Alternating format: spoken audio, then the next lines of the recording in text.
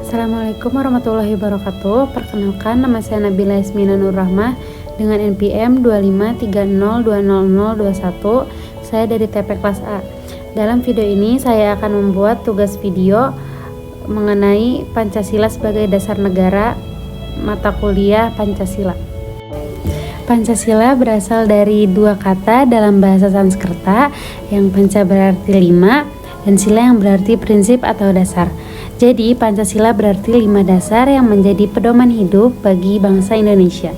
Kelima sila tersebut adalah 1. Ketuhanan yang Maha Esa, 2. Kemanusiaan yang adil dan beradab, 3. Persatuan Indonesia, 4. Kerakyatan yang dipimpin oleh hikmat kebijaksanaan dalam permusyawaratan perwakilan. Yang kelima ada keadilan sosial bagi seluruh rakyat Indonesia. Kelima sila ini bukan hanya urutan kata-kata, tetapi cerminan dari nilai-nilai luhur yang hidup di masyarakat Indonesia sejak lama. Pancasila lahir melalui proses panjang dalam sejarah perjuangan bangsa.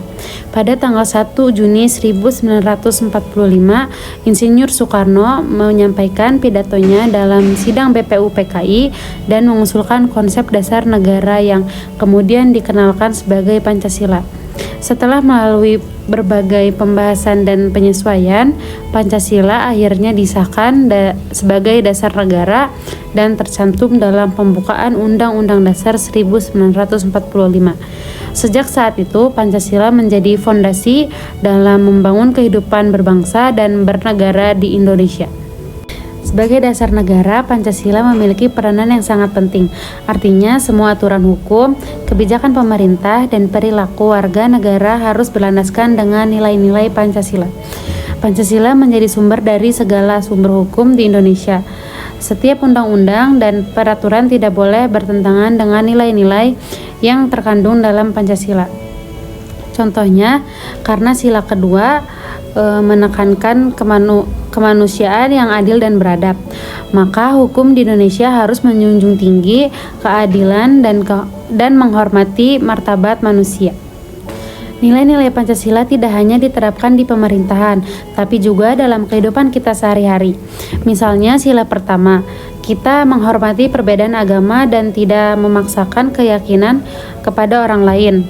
Sila kedua, kita berbuat baik kepada sesama tanpa memandang suku, agama, atau status sosial. Sila ketiga, kita menjaga persatuan bangsa dan menghindari perpecahan. Sila keempat, kita berpartisipasi dalam musyawarah untuk mencapai keputusan bersama.